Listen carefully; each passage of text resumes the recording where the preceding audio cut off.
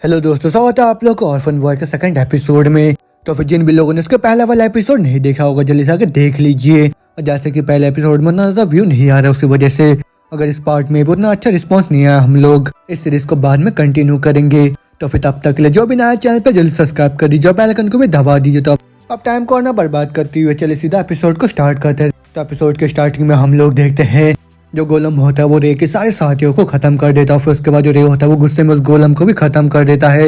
और फिर उसके बाद वो गुस्से के मारे जैसे हेक्टर को वहाँ पे खत्म करने के लिए जाता है, वहाँ पे हेम्प्री आके उसको रोक देता है। फिर उसको उस मेज के बारे में बताता है जो कि उन गोलम को कंट्रोल कर रहा होता है। वो मेज बहुत ही ज्यादा शक्तिशाली है। और फिर उसके बाद हेम्प्री रे को उसके ब्रदर को बचाने के लिए बोलता है जो कि दूसरे सिटी के अंदर होता है। वही सब सुनने के बाद जो रे होता है वो तुरंत ही वहाँ से निकल के बुढ़ी औरत वोइला के पास आ जाता है और फिर उससे पूछ रहा होता है क्या वो जो रेनबो है अगर उसको ढूंढ के तुम उससे कोई भी विश मांगोगे वो पूरा हो जाएगा। अपना बोलते छोटे से फ्लैशबैक को याद करता है जहाँ पे उसको छोटा भाई उसको उस रेनबो के बारे में बता रहा होता है। एक बहुत ही कलरफुल लंबा बैंड जो कि आसमान में अपेयर होता है और वो देखने में बहुत सुंदर होता है। अगर तुम पता लगा लो कि वो रेनबो ग्राउंड में आके कहाँ पे मिलता है तो फिर तुम उसके सामने जाके विश को मांग पाओगे।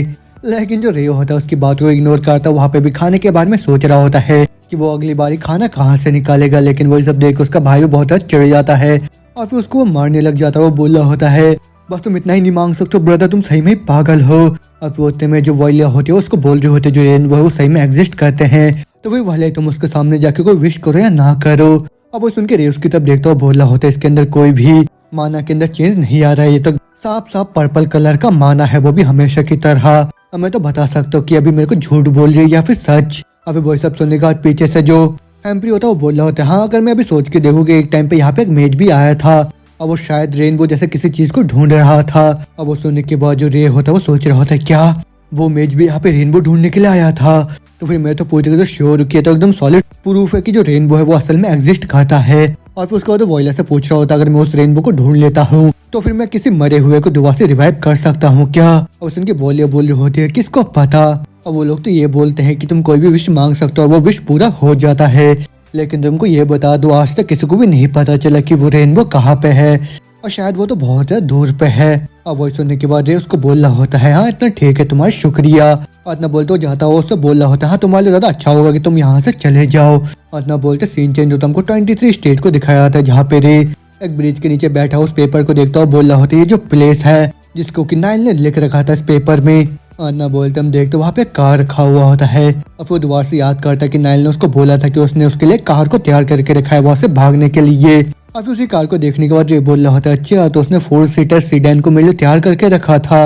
इतना बोलते जैसे वो उस कार को खोलने के लिए जाता है हम देखते हैं साइड से एक आदमी वहाँ पे आ जाता है। वो बोल रहा होता है तुम कौन हो, देखने में तो तुम किसी नाइल के ब्रेड जैसे लग रहे हो मेरे को।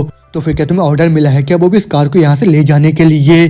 तो फिर मेरे को ये बताओ कि नाइल सभी कहाँ पे है। और फिर उसकी ये बात सुनने के बाद ये सोच रहा होता है मेरे को तो लगा था कि मैंने हेक्टर के सारे आदमियों से अपने पीछा छुड़वा लिया है लेकिन मैं यहाँ पे अपने टाइम को ज्यादा से वेस्ट अफोर्ड नहीं कर सकता हूँ। इतना बोलने के साथ ही रे तुरंत उस कार के अंदर बैठ जाता है। वही देख के वो बंदा तुरंत ही उसकी तरफ दौड़ता हुआ जाता है। वो बोल रहा होता है तुम्हें क्या लगता है कि तुम कहाँ पे जा रहे हो। इतना बोलते वो तुरंत ही आके वहाँ पे दरवाजे को रोक लेता है बंद होने से। और फिर जिससे जो रे होता है वही परेशान होकर सोच रहा होता है मैंने तो बहुत ज्यादा माना का इस्तेमाल कर लिया है पहले से, उसी वजह से मेरा जो स्ट्रेंथ वो धीरे धीरे कमजोर होता जा रहा है।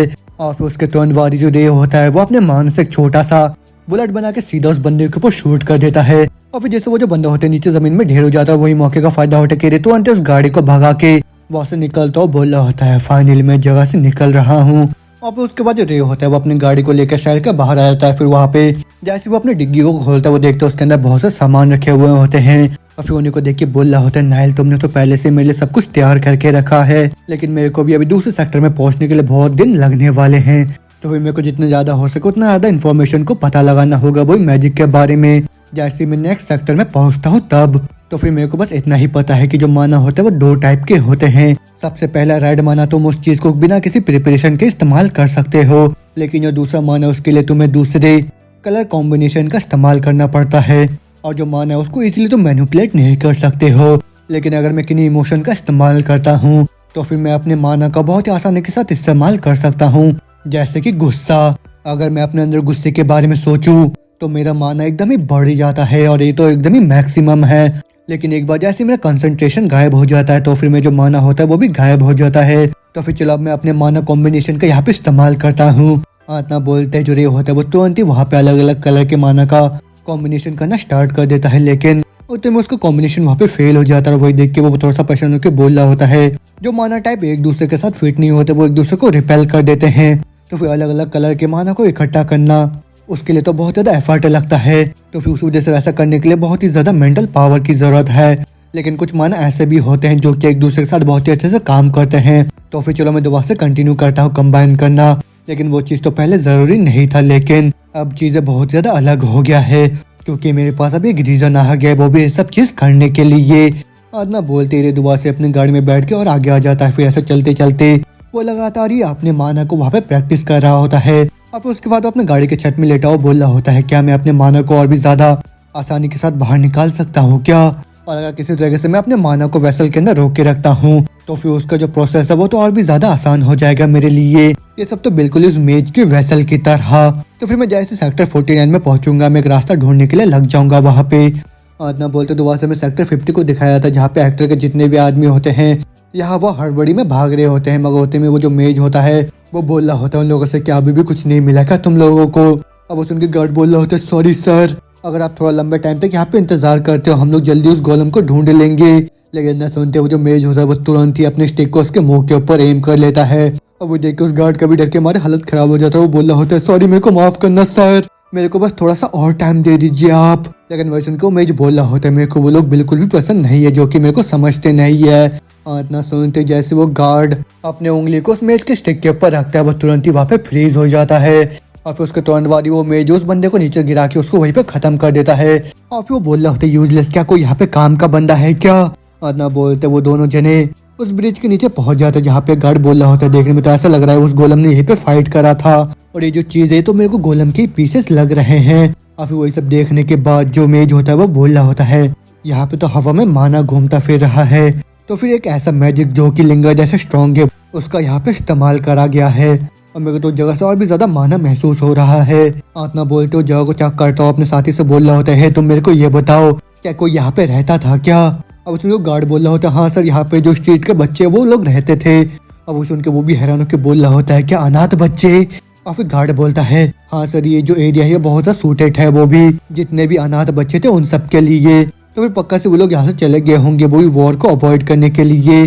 और उसके सब बातें सुनने के बाद वो मैं सोच रहा होता है कहीं ऐसा तो नहीं उन अनाथ बच्चों में से एक ने मैजिक का इस्तेमाल करा था यहाँ पे। इतना सोचने के साथ वहाँ पे बहुत ही तेज तेज का हंसने लग जाता है और फिर बोल रहा होता है क्या सही में एक अनाथ बच्चे ने यहाँ पे स्ट्रीट में मैजिक का इस्तेमाल करा है, लेकिन यहाँ पे तो छोटे मात्रा का एलिमेंटल मैजिक कॉम्बिनेशन का इस्तेमाल करा गया है, लेकिन इस कॉम्बिनेशन का इस्तेमाल करना तो बिल्कुल ही नामुमकिन है। तो फिर देखने में तो ऐसा लग रहा है कि कोई दूसरा मेज यहाँ पे आया था और फिर उसी ने मेरे गोलम को डिस्ट्रॉय कर दिया।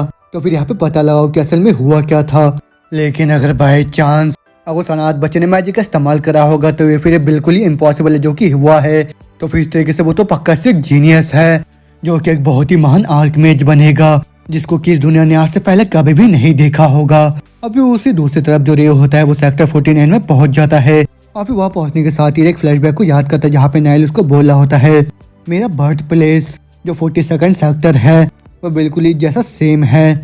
और अगर मैं उन दोनों के बीच में डिफरेंस बताऊँ तो फिर जो वो जगह है वो सेक्टर नंबर 50 से बहुत ज्यादा बड़ा है और वहाँ पे जितने भी बिल्डिंग्स वो बहुत ज्यादा ऊंचे हैं, साथ में जो स्ट्रीट्स है वो भी बहुत ही ज्यादा है वहाँ पे। अब वो सेक्टर 49 के बारे में और भी चीजें बताने लग जाता है। फिर दोबारा से प्रेजेंट में आके जो रे होता है वो जगह को देख के बोल रहा होता है ये जगह तो सही में बहुत ही ज्यादा बड़ा है। और ना बोलते जैसे वो अंदर आता है वो देखते वहाँ पे दूसरे बच्चों को जो कि उसी की तरह से कबाड़ बिन रहे होते हैं और फिर वो बोल रहा होता है ये तो बहुत ही अजीब है यहाँ पे कोई गोलम नहीं है। तो फिर क्या वो गोलम सेक्टर 50 में ही बस पाए जाते हैं क्या। और ना बोलते वो स्ट्रीट नंबर 36 में आ जाता है और फिर वहाँ पे आके वो बोल रहा होता है जगह में तो एकदम दुगने नंबर के स्ट्रीट है वो भी सेक्टर नंबर 50 से। तो फिर मेरे को जल्दी से यहाँ से मूव करना होगा। तो फिर जितनी जल्दी हो सके उतनी जल्दी मेरे को मैजिक के बारे में इन्फॉर्मेशन पता लगाना होगा और खास तौर पे उस मेज के बारे में और उसके वैसे सर्कल के बारे में क्योंकि वही चाबी होगा वो भी मेरे रिवेंज लेने का। और यहाँ पे सिटी के अंदर मेरे को मिस्टिक कलर के बारे में भी देखना होगा और मेरे को ऊपर से बहुत सारे पैसों की भी अभी जरूरत है, लेकिन मेरे पास तो वो पैसा जो कि मेरे को हेम्प्री ने दिया था, लेकिन मेरे को अभी तक ये नहीं पता कि मेरे जो जर्नी है कितना लंबा चलने वाला है और इतना बोलते ही जो रे होता है वो एक बुक स्टोर में पहुंच जाता है और फिर वहाँ पे लगे हुए बोर्ड को देखता हुआ बोल रहा होता है, वेरोनिका, ये तो किसी इंसान के नाम जैसा लग रहा है मेरे को, और ये तो बुक स्टोर है एक। इतना बोलते हम देखते हो नाइल होता है, उसी ने उसको पढ़ना सिखाया होता है। अभी वो याद करके बोला होता है, शुक्रिया नाइल का, जिसकी वजह से मैं पढ़ सकता हूँ। लेकिन वो क्या चीज़ है, आज से पहले मैंने तो ऐसा चीज़ कभी भी नहीं देखा है, और ये तो पूरा स्क्वायर से भरा हुआ है, उसमें लेटर भी लिखा हुआ है। इतना सोचते सोचते हम देखते ऊपर से एक लड़की चिल्लाते हुए बोल रही होती है, हे ये तुम हो ना जिसने कि मेरे विंडो को तोड़ा था, और तुम यहाँ पे दोबारा से मेरे बुक को चुराने के लिए आए हो है ना, तो फिर जल्दी से यहाँ भाग जाओ, तुम यहाँ पे क्या करना चाह रहे हो। हाँ, अब वो सुन के रे बोल रहा होता है, अच्छा इस दुकान में इन सब चीजों को बुक्स बोलते हैं। अब उसमें ऊपर से वो लड़की चिल्लाते हुए बोल रही होती है, मैं दोबारा से खुद को रिपीट नहीं करूंगी, यहाँ से भाग जाओ तुम। आज ना बोलते रहे उसके बॉडी के अंदर के मानव को देखता हुआ बोल रहा होता है, इसके अंदर तो हर तरीके का मान है, लेकिन क्या ये मुमकिन भी हो सकता है क्या कि एक इंसान एक ही टाइम में ऐसे इमोशन को फील कर सकता है। आप होते वो लड़के दोबारा चिल्लाते हुए बोल रहे होते हैं, क्या तुमको सुनाई नहीं दे रहा है क्या, जो बड़े लोग हैं वो नीचे की तरफ ही आ रहे हैं तुम्हारे पास, और तुम अभी भी वहाँ पे खड़े हो। लेकिन उसके ये सब बातें सुनने के बाद दे बोल रहा होता है, ये ऊपर से क्या बड़बड़ाई जा रही होती है, ये तो सही में बहुत ज्यादा अजीब है। और इतना सुनते वो जो लड़के होते हैं और भी ज्यादा चिढ़ाते हुए बोल रहे होती है, क्या तुमने अभी क्या बोला मेरे को, और तुम्हें पता भी है क्या मेरे ग्रैंडफादर कौन है। लेकिन इतना सुनते रहे वहां से जाता हुआ बोल रहा होता है, छोड़ो मेरे पास अभी टाइम नहीं इसके साथ यहाँ पे उलझने का। और न बोलते जैसे वो स्ट्रीट की तरफ आता है वो देखता है बाकी जितने भी लड़के होते हैं उसी की तरफ देख रहे होते हैं अजीब नजरों से। और फिर वही सब देख के भी सोच रहा होता है, ऐसा तो मैंने उम्मीद करा था क्योंकि मैं एक स्ट्रेंजर हूँ जो कि इस स्ट्रीट में ऐसे चल रहा है अकेले, तो फिर उस वजह से इन लोगों को लग रहा होगा कि मैं यहाँ पे उन लोगों को प्रवोक करने के लिए आया हूँगा। और हाँ, ये जगह तो सेक्टर 50 से बिल्कुल भी अलग नहीं है। और ना बोलते रहे दुआ से अपने कार के अंदर आके सो जाता है। वो सोच रहा होता है, मैं तो स्ट्रीट में बहुत ज्यादा चल दिया लेकिन मेरे को मैजिक के बारे में कुछ भी चीज पता नहीं चला है अभी तक, तो फिर मेरे को कल जाके और भी ज्यादा एरिया को सर्च करना होगा।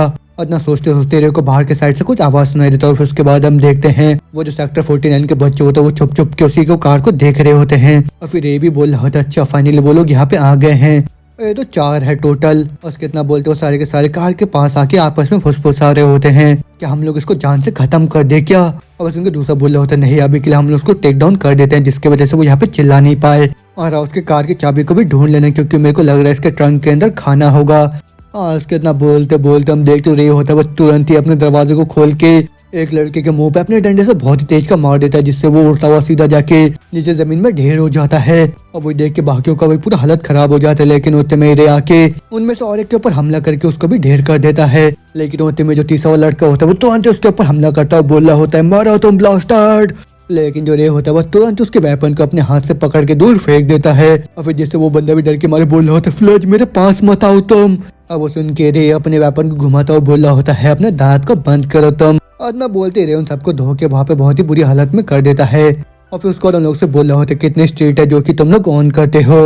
लेकिन वो सुनकर उनमें से कोई भी जवाब नहीं देता। वो सुन के रे भी गुस्से में बोल रहा होता है, जल्दी से मेरे को आंसर करो, मेरे को जल्दी से ये बताओ कि तुम लोगों ने कितने स्ट्रीट को टेक ओवर करके रखा है।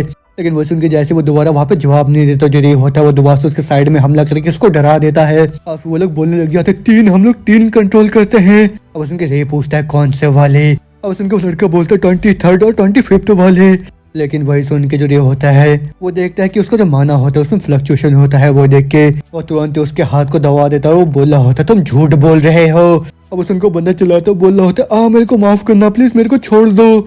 अब उस उनके रे गुस्से में दूसरे वाले को बोल रहा होता है, तुम सच बोलो। अब उनको उस बंदे का भी हालत खराब हो जाता है। वो बोल रहा होता है, हाँ मैं तुमको सब कुछ सच सच बताता हूँ। हमारे पास पूरा 14 स्ट्रीट है और हमारे टीम में पूरे 52 मेंबर्स भी है और हमारा जो लीडर है वो केंड्रिक है और हमारा जो बेस है वो एबॉन्डेड फैक्ट्री के अंदर है। वो सुन के रे सोच रहा होता है, 14 जितने मैंने सोचा था ये तो उससे भी ज्यादा बड़ा है। तो फिर ठीक है, जल्दी अपने सर को उठाओ तुम। और इतना सुनते हुए डर के हमारे अपने सर को उठाता है। फिर जो रे होता है उससे पूछता है, तुम्हारा नाम क्या, जल्दी से मेरे को अपना नाम बताओ। अब उस उनको लड़का बोलता है, मेरा नाम नाइसू है। अब उस उनके रे बोल रहा होता है, तो फिर ठीक है मेरे को बताओ नैसू, तुम्हारे लीडर ने तुमको क्या ऑर्डर दिया है। अब उस उनके नैसू बोल रहा होता है, उन्होंने ऑर्डर दिया है कि हम तुमको तब तक मारे जब तक तुम मौत के नजदीक नहीं पहुंच जाते हो और तुम्हारे पास जो सब कुछ भी उन सबको लेने के लिए रहा। उन्होंने ये भी बोला था कि वो हमारे पर नजर रख रहे हैं। लेकिन न बोलते हम देखते उनके ग्रुप का जो चौथा बंदा होता है वो पीछे से छुप के तुरंत एक नाइफ से रे के ऊपर हमला कर देता है। लेकिन उतने में जो रे होता है वो तुरंत अपने माना का इस्तेमाल करता है और बोल रहा होता है, अच्छा मैंने देख लिया कि कौन मेरे ऊपर नजर रख रहा है। और न बोलते हम देखते वो जो चौथा बंदा होता है वो रे के माना के प्रेशर में दूर हवा से उड़ जाता है। और फिर वो बोल रहा होता है, ये क्या अचानक से हवा कैसे उड़ रहा है और मेरी आंखों में भी तो धूल जा रहा है। और उसके इतना बोलते बोलते जो रे होता है वो तुरंत उसके ऊपर हमला करके उसको भी नीचे जमीन में गिरा देता है।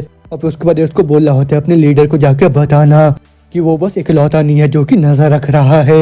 और ना बोलते दोबारा से सीन चेंज होता है, दोबारा से मार्केट के अंदर आ जाता है जहाँ पे वो बोल रहा होता है बिल्कुल इस सेक्टर नंबर 50 की तरह ये जो सेक्टर नंबर 49 है, यहाँ पे किसी को भी मैजिक के बारे में नहीं पता है, लेकिन मैंने तो सुना है कि वो जो बुक है उसमें हर तरीके के इन्फॉर्मेशन लिखे हुए होते हैं, तो फिर पक्का से किसी मैजिक के बारे में भी बुक होगा, मेरे को जाके उसको हासिल करना होगा।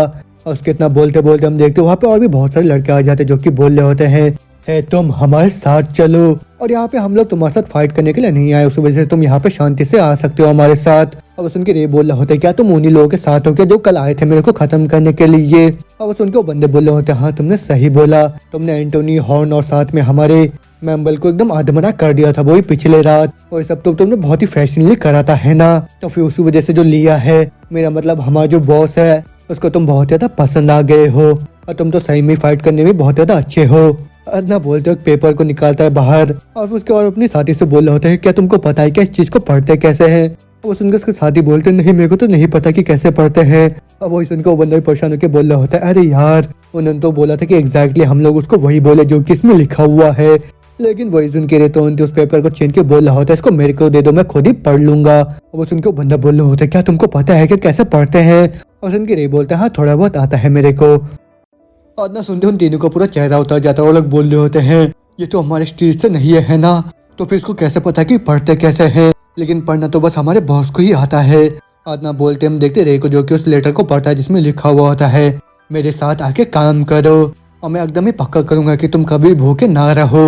अब फिर तो वो लोग पूछ रहे होते इस पेपर में क्या लिखा हुआ है। अब वो सुनने के बाद रे उनसे बोल रहा होता है तुम लोग अपने लीडर को कैसे चुनते हो। अब वो सुन के वो हैरान होकर बोल रहे होते क्या तुम्हारा क्या मतलब है। वो सुन के रे पूछ रहा होता है मैं तुम लोगों से ये पूछ रहा हूँ कि तुम्हें ग्रुप के अंदर से अपने लीडर को कैसे चुनते हो। अब वो सुन के वो बंदे बोलते हैं फाइट करके, हमें से जो सबसे ज्यादा स्ट्रॉन्गेस्ट होता है वही हम लोगों का बॉस बनता है।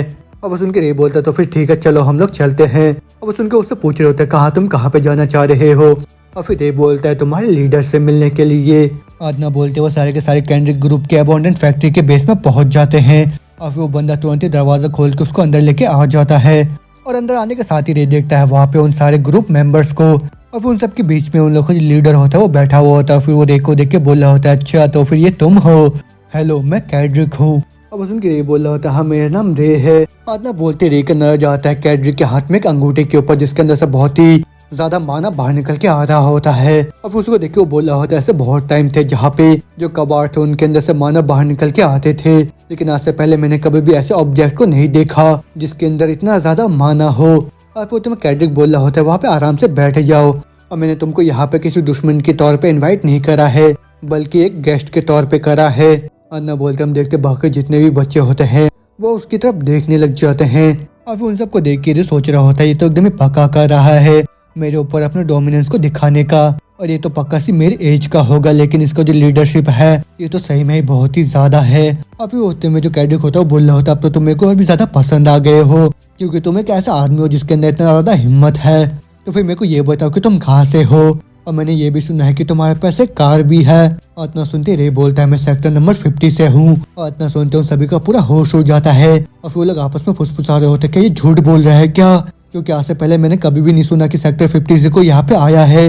और लोग तो ये बोलते कि वो जगह बहुत ही दूर है, इसका मतलब तो ये है कि अकेला ही ड्राइव करके यहाँ पे आया है। और ये सब सुन के कैडिक उन सबको वहीं पे चुप करा देता है। फिर वो बोल रहा होता है अगर तुम सच बोल रहे हो तो फिर ये चीज सही में बहुत ज्यादा इनक्रेडिबल है, तो फिर तुम तो पहले से बहुत ज्यादा क्वालिफाइड हो, वो भी हमारे ऑर्गेनाइजेशन में एंटर करने के लिए। अब वो सुन के ये पूछता है ऑर्गेनाइजेशन तुम्हारा कौन सा ऑर्गेनाइजेशन है।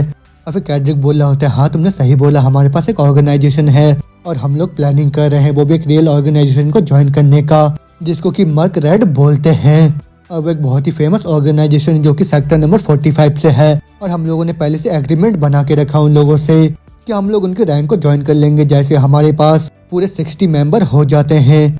तो फिर क्या ख्याल है तुम्हारे इस बारे में, तो फिर क्या ये रीजन काफी नहीं है तुम्हारे लिए वो भी हमारे ऑर्गेनाइजेशन को ज्वाइन करने के लिए, और इस अपॉर्चुनिटी से तुम्हारा जो स्टेटस है वो तो और भी ज्यादा बढ़ जाएगा। और वो सुन के रे बोल रहा होता है तुम्हारी स्टोरी ये तो सही में बहुत ज्यादा इंटरेस्टिंग है, और एक ग्रुप में एंटर करने तो उतना भी ज्यादा मुश्किल नहीं है। अब उसने कैड्रिक बोल रहा होता है हाँ तुमने एकदम ही सही डिसीजन लिया है तो फिर हमारे फैमिली को ज्वाइन करो। लेकिन वो सुन के रे बोल रहा होता है नहीं मैं रिफ्यूज करता हूँ किसी ऐसे इंसान के अंडर में काम करना जो कि मेरे से ज्यादा कमजोर है, इतना सुनते कैडरिक को गुस्सा आ जाता है। फिर वो बोल रहा होता है तुमने क्या बोला कि मैं तुमसे कमजोर हूँ। और वो सुन के रे बोल रहा होता है हम पहले हमारे सेक्टर 50 में हमारे लीडर को उनके स्ट्रेंथ को देख के डिसाइड करते थे, ना कि ये देख के कि कोई बात करने में कितना ज्यादा अच्छा है। इतना सुनते कैडरिक के साथ गुस्सा आ जाता है। वो चिल्लाता हुआ जैसे ही रे की तरफ बढ़ने लग जाते हैं, जो कैडरिक होता है वो तुरंत ही अपने साथी का गला पकड़ लेता है। और फिर वो बोल रहा होता है तुमको किसने परमिशन दिया यहाँ पे मुंह खोलने का? और तुम्हें पता है ना मेरे को बहुत ज्यादा नफरत है जब मेरे बीच में कोई दखल अंदाजी देता है तो। लेकिन जो कैडरिक होता है अपने मैजिक का इस्तेमाल करके उस बंदे का गला दबाते ही जा रहा होता है। लेकिन दूसरी तरफ जो रे होता है उसकी पावर को देख के बोल रहा होता है स्ट्रेंथनिंग मैजिक, लेकिन मैं तो उसके अंदर से कोई भी मैजिक महसूस नहीं कर पा रहा हूँ अभी। और उसके हाथ में जो रिंग है वही माना बाहर निकाल रहा है। और वो तो मेरे उनसे पूछ रहा होता है ये चीज यहाँ पे खत्म कब होने वाला हुआ। सुनकर बंदा जवाब देता है ये तब तक नहीं रुकेगा जब तक यहाँ पे से कोई खत्म नहीं हो जाता है। लेकिन वो तो मेरे बोल रहा होता है मेरे को लगता है मैं उस रिंग को यहाँ पे तोड़ सकता हूँ। लेकिन ना बोलते दूसरी साइड हम देखते वहाँ पे कैडरिक को जो कि उस बंदे को छोड़ देता है। वो बोल रहा होता है सॉरी मेरे को माफ करना, मैं थोड़ा सा भावनाओं में बह गया था। तो फिर चलो हम लोग दोबारा से कंटिन्यू करते हैं जहाँ पे हम लोगों ने अपने बात को छोड़ा था। तुम अभी मेरे को ये बोल रहे थे कि मैं तुमसे ज्यादा कमजोर हूँ, तो फिर चलो इस चीज को खुद ही टेस्ट करके देख लेते। लेकिन वही सुन के रे भी बोल रहा होता है हाँ तुम मेरे से ज्यादा कमजोर हो। और वही सुन के जो कैडरिक होता है उसको और भी ज्यादा गुस्सा आ जाता है। फिर वो अपने बॉडी के अंदर से ऑरा को निकालता हुआ बोल रहा होता है फुला जी तुम एक बार दोबारा से बोल के देखना है जरा ये। और तुम आदमियों को ऐसा लगता है कि ये बंदा मेरे से ज्यादा स्ट्रॉन्गर है। और वो सुन के वो लोग डरते हुए बोल रहे होते नहीं नहीं ऐसा तो बिल्कुल भी नहीं हो सकता है। और ऑफ कोर्स कैडरिक बॉस आप ही सबसे स्ट्रॉन्गेस्ट हो यहाँ पे। लेकिन वो सब देख के सोच रहा होता है वो जो रिंग है वो कैडरिक के इमोशन के साथ यहाँ पे रिएक्ट कर रहा है। और उसको तो बहुत ही अच्छी तरीके से पता है कि उसका जो रिंग है वो असल में करता क्या है। अब वो तुम कैडरिक बोल रहा होता तो फिर ठीक है तुम मेरा स्ट्रेंथ देखना चाहते हो है ना। अब वो सुन के रे बोल रहा होता चलो कैडरिक हम दोनों लीडर पोजीशन के लिए यहाँ पे फाइट करते हैं, और अगर मैं तुमसे हार जाता हूँ मैं हमेशा के लिए तुम्हारे अंडर में काम करूंगा। अब वो सुन के कैडरिक मुस्कुराता जवाब दे दो ठीक है हम एक सप्ताह के अंदर फाइट करते हैं, और हम लोग उस टाइम में फाइट करेंगे जब सभी लोग हमको ही देख रहे होंगे। और चीज में मेरे गैंग के आदमी और साथ में जो दूसरे गैंग के आदमी वो सारे के सारे इंक्लूड होंगे, और उस तरीके से एकदम ही पक्का हो जाएगा कि हम दोनों में से सबसे स्ट्रॉन्गेस्ट कौन है। अभी वही सुन के रे पूछ रहा होता उससे लेकिन मेरे को सबसे पहले ये बताओ कि तुमने उस रिंग को कहाँ से हासिल करा है। अब सुन के कैडरिक बोलता है तुम्हें पता चल जाएगा अगर तुम मेरे को हरा देते हो तो, लेकिन मैं तुमको बता दूं ऐसा कुछ भी नहीं होने वाला है। और ना बोलते मैं अगले दिन के सीन को दिखाया था जहाँ पे जो रे होता है वो चलता हुआ बोल रहा होता है वो किस तरीके का रिंग था। और ये सब बोलते बोलते वहाँ पे चल ही रहा होता है कि उतने में उसके तरफ एक और पत्थर आता है, लेकिन रे तुरंत उसको पकड़ लेता है। और फिर उसके बाद वो देखता है वहाँ पे कैडरिक के साथियों को जो कि उसको बोल रहा होता है तुमको यहाँ पे किसने परमिशन दिया चलने का, तुम तो सही में पागल वागल हो गए है ना। और यहाँ से भागने का तो बिल्कुल भी मत सोचना क्योंकि हम लोग इन स्ट्रीट्स को चलाते हैं। लेकिन वही सब सुन के रे बोल रहा होता है शांत हो जाओ मैं तुम सबके एटीट्यूड को यहाँ पे सुधार के रहूंगा, तो फिर चलो फाइट करो मेरे साथ। और इतना बोलते जो रे होता है वो तो उन सबको वहाँ पे डिफीट करने के बाद बोल रहा होता है भले मैं कहीं पे भी क्यों ना चले जाओ ऐसे लोग मेरे साथ फाइट करने के लिए आ ही जाते हैं, और ये सब तो पक्का बस इसलिए हो रहा होगा क्योंकि मेरा फाइट जो कैडरिक के साथ होने वाला है वो बात सभी जगह फैल चुका है अभी तक। लेकिन जैसे कि जो कैडरिक का गैंग वो मेरे ऊपर अटैक नहीं कर रहे जैसे कि उनको इंस्ट्रक्शन दिया गया है, लेकिन ये सेम चीज दूसरे गैंग के लिए अप्लाई नहीं होता है क्योंकि मुझे जैसे स्ट्रेंजर उनके इलाके में घूमता है तो फिर उनके प्राइड को ठोस पहुंचता है, तो फिर उस वजह से दूसरे गैंग भी आपस में मिलकर अलायंस को बना रहे हैं वो मेरे को यहाँ पे खत्म करने के लिए। तो फिर ठीक है सब कुछ तो बिल्कुल मेरे प्लान के अकॉर्डिंग ही चल रहा है, और मेरे जो मैजिक है वो धीरे धीरे और भी ज्यादा स्ट्रॉन्गर होते जा रहा है जैसे जैसे मैं इसको इस्तेमाल करते जा रहा हूँ। और जैसे ही मेरे को ज्यादा एक्सपीरियंस मिल रहा है उतनी ही तेजी से मैं अपने स्पेल्स को भी यहाँ पे कास्ट कर पा रहा हूँ, और जिस चीज से मेरे को अपने मेंटल पावर का कम इस्तेमाल करना पड़ रहा है। लेकिन खैर वो सब छोड़ो, तुम कब तक वहाँ पे खड़े होके मेरे को ऐसे चुप चुप के देखने वाले हो। और ना बोलते हम देखते वहाँ से एक चश्मे बाहर निकल के आता है, फिर उसको बोल रहा होता है ग्रे बॉल होता है ऐसा एक्सप्रेशन तुम पक्का से हंटर हो है ना। लेकिन उसको देखने के बाद जो ये होता है वो सोच रहा होता है ये बंदा तो हाइट में बहुत ज्यादा छोटा है, लेकिन उसके बावजूद भी ये यहाँ पे इन स्ट्रीट में अकेला ही घूमे जा रहा है। लेकिन देखने में तो ऐसा लग रहा है ये बिल्कुल भी अच्छा नहीं है वो भी फाइट करने में, लेकिन ये चीज तो सही में ही बहुत ही ज्यादा अजीब है। अब उसके बाद ये उसको बोल रहा होता है जल्दी से अपने चश्मे को उतार दो क्योंकि जब मैं तुम्हारे फेस पे मारूंगा तुम्हारा चश्मा टूट जाएगा जिससे मेरी हाथ में चोट लगेगा। ना सुनते वो जो लड़का होता है वहाँ पे हड़बड़ाता हुआ बोल रहा होता है रुको रुको मैं यहाँ पे फाइट करने के लिए नहीं आया हूँ तुम्हारे साथ। और वो सुन के जो रे होता है वो बहुत ज्यादा कंफ्यूज हो जाता है, और फिर वो लड़का बोल रहा होता है तुम शांत हो जाओ मैं कोई फाइटर वाइटर नहीं हूँ, और मैं कैसे ऐसे बॉडी के साथ तुम्हारे साथ फाइट कर सकता हूँ। और वो सुन के रे उससे पूछता तो फिर मेरे को ये बताओ कि तुम्हारा क्या काम है मेरे साथ। और वो सुन के वो लड़का बोल रहा होता है मेरा नाम फिलिप है मेरे पास तुम्हारे लिए एक ऑफर है। और ना बोलते जो फिलिप होता है वो तुरंत उसको किसी जगह में लेते जा रहा होता है, और फिर फिलिप बोल रहा होता है हंटर मैंने तुम्हारे बारे में बहुत ही ज्यादा रूमर सुना और मैं जहाँ पे भी जाता हूँ लोग तुम्हारे बारे में बात करते हैं। और वो सुन के रे सोच रहा होता है हंटर शायद ये नाम मेरे को तब मिला होगा जब मैंने इन सभी लोगों को यहाँ पे क्रैश कर दिया होगा। इतना बोलते हैं जो फिलिप होता है उसको अपने अड्डे में लेके आ जाता है। फिर जैसे वो अंदर आता है हम देखते वहाँ पे उसके जैसे और भी बहुत सारे बच्चे होते हैं। और फिर उसी जगह को देखे जो रे होता है वो भी बहुत ही हैरान होकर बोल रहा होता है ये क्या जगह तो बहुत ही ज्यादा बड़ा है। और फिर उसके बाद फिलिप बोल रहा होता है तुम्हारा स्वागत है वो भी फिलिप के होटल में और अभी यहाँ पे पूरे 100 से ज्यादा लोग हैं। और फिर उस जगह को देख के जो रे होता है वो बोल रहा होता है यहाँ पे सभी लोगों में एक चीज कॉमन है। वो सुन के फिलिप भी बोल रहा होता है अच्छा तुमने नोटिस कर लिया। और सुन के रे बोल रहा होता है तो शायद मुश्किल हो सकता है मेरे लिए किसी दूसरे ऑर्गेनाइजेशन को ज्वाइन करना। और यहाँ पे जितने भी लोग हैं सारे के सारे बहुत ज़्यादा छोटे हैं। और फिर वही सुन के जो फिलिप होता है वो बोल रहा होता है तुमने सही बोला लेकिन हमारे बहुत सारे माइंड्स है वो भी सेक्टर 49 के अंदर। और वो सुन के रे बोल रहा होता है तुम्हारा कहने का मतलब ये है कि वहाँ पे बहुत सारे एडल्ट मारे जाते हैं। और सुन के फिलिप बोल रहा था अच्छा तुम बस फाइटिंग में अच्छे नहीं हो और तुमने सही बोला जैसे कि वहाँ पे बहुत ही ज़्यादा काम है करने के लिए उसी वजह से वहाँ के लोग बच्चों को भी हायर करते हैं वहाँ पे काम करने के लिए। तो फिर उस वजह से सभी लोगों के साथ काम करने के लिए हम लोग दूसरों के साथ कोऑपरेट करते हैं और उन लोगों को अपने वर्कर्स को भेजते हैं उनके अंडर में काम करने के लिए। और शार्प शूट में बोलो तो मैं एक ब्रोकर हूँ। अब सुन के रे बोल रहा होता तुमने इन सब चीज़ों को खुद से ही यहाँ पे क्रिएट करा है। अब सुन के फिलिप बोल रहा होता हाँ तुम्हें नहीं पता कि मैंने कितना ज़्यादा हार्ड वर्क करा है वो भी इस इंफ्रास्ट्रक्चर को यहाँ पे बनाने के लिए। और फिर होते में वहाँ पे और एक लड़का आके अपने काम के बारे में बताने लग जाता है फिलिप को। और फिर जो फिलिप होता है वही सब सुन के अपने नोटबुक के अंदर उन सब चीज़ों को नोट करने लग जाता है। और फिर उसके बाद वो रे से बोल रहा होता है ये जो मेरा बुक है ये होटल मैनेजमेंट से रिलेटेड है और तुम तो बहुत ज़्यादा क्यूरियस लग रहे हो मेरे को तो फिर क्या तुम इसको देखना चाहोगे अभी। ना बोलते ही रे तो उस नोटबुक के अंदर देखने लग जाता है जहाँ पे वो देखता है अपने बारे में। अभी वो सब देखने के बाद वो बोल रहा होता है तुमने तो मेरे ऊपर बहुत ज़्यादा इन्वेस्टिगेशन करके रखा है। अब वो सुन के फिलिप बोल रहा होता है सॉरी मेरे को माफ़ करना मैं कोई एक्सक्यूज नहीं दूंगा लेकिन मेरे को लोगों को ऑब्जर्व करना बहुत ही ज़्यादा पसंद है। अब सुन के रे बोल रहा होता है कोई भी जरूरत नहीं है मेरे से माफ़ी मांगने का क्योंकि इन सब चीज़ों से मेरे को बिल्कुल भी फर्क नहीं पड़ता है। ना बोलते फिलिप होता है वो रे को लेकर दूसरे ऑफिस में आ जाता है जहाँ पे उसके जो साथी होते हैं उसको देख के बोल रहे होते हैं फिलिप ये लड़का कौन है और तुम्हें पता है ना कि हम ऐसे किसी को भी अंदर जाने नहीं दे सकते हैं। अब सुन के फिलिप उन लोगों को बोल रहा होता है ये वही हंटर है जिसके बारे में आजकल सभी लोग बातें करे जा रहे हैं और मैंने तुम लोग को बताया था ना कि मैं उसको एक गेस्ट के तौर पे यहाँ पे लेके आने वाला हूँ। ना सुनने के साथ वो दोनों जने अंदर आ जाते हैं जहाँ पे फिलिप उसको बोल रहा होता है ये अपने घर समझो तुम आराम से यहाँ पे बैठ जाओ। लेकिन उतने में जो रे उसको बोल रहा होता है सबसे पहले तुमसे मिलने के बाद मेरे को तो ये लगा था कि तुम्हें कॉन मैन की तरह हो। अब वो सुनने के बाद फिलिप बोल रहा होता है कौन मैंने तुमसे झूठ नहीं बोला लेकिन जो क्रेडिट है वो सबसे ज्यादा जरूरी होता है क्योंकि तुम हमेशा ही अपने पैसे को वापस अर्न कर सकते हो लेकिन जैसे एक बार तुम अपने इज्जत को गवा देते हो तो फिर तुमको बहुत ज्यादा मुश्किल होता है वो भी उस चीज को दोबारा से हासिल करने के लिए। अब वो तो मेरे उससे पूछ रहा होता तो फिर क्या है तुमने मेरे को बोला था कि तुम्हारे पास मेरे लिए एक प्रपोजल है। अब वो सुनने के बाद जो फिलिप होता है मन ही मन सोच रहा होता है ये बंदा तो अभी भी बहुत ज्यादा भयानक है लेकिन अगर मैं ज्यादा प्रॉफिट कमाना चाहता तो फिर मेरे को इस चीज से बाहर निकलना होगा। इतना सोचने के साथ ही वो हिम्मत करके बोल रहा होता है मेरे पास तुम्हारे लिए बहुत ही अच्छा प्रपोजल है मेरे बिजनेस पार्टनर बन जाओ तुम क्योंकि एक बार जैसे तुम कैडरे को डिफीट करके यहाँ के न्यू लीडर बन जाते हो। मगर में जो रे होता है उसके माना को देखता हुआ बोला होता है इसके अंदर पहले से कम ब्लैक माना है अभी और ये अभी मेरे से बहुत ज़्यादा डर रहा है लेकिन ये थोड़ा बहुत हिम्मत करके अपने बातों को मेरे सामने लेके आ रहा है अभी। अब उसके बाद से पूछ रहा होता है तुम्हें नहीं लगता कि मैं हार जाऊंगा। अब उनके फिलिप बोल रहा होता है ना मैं पॉसिबिलिटी बता सकता हूँ तो फिर उसी वजह से बहुत ज़्यादा हाई पॉसिबिलिटी है तुम्हारे जीतने का।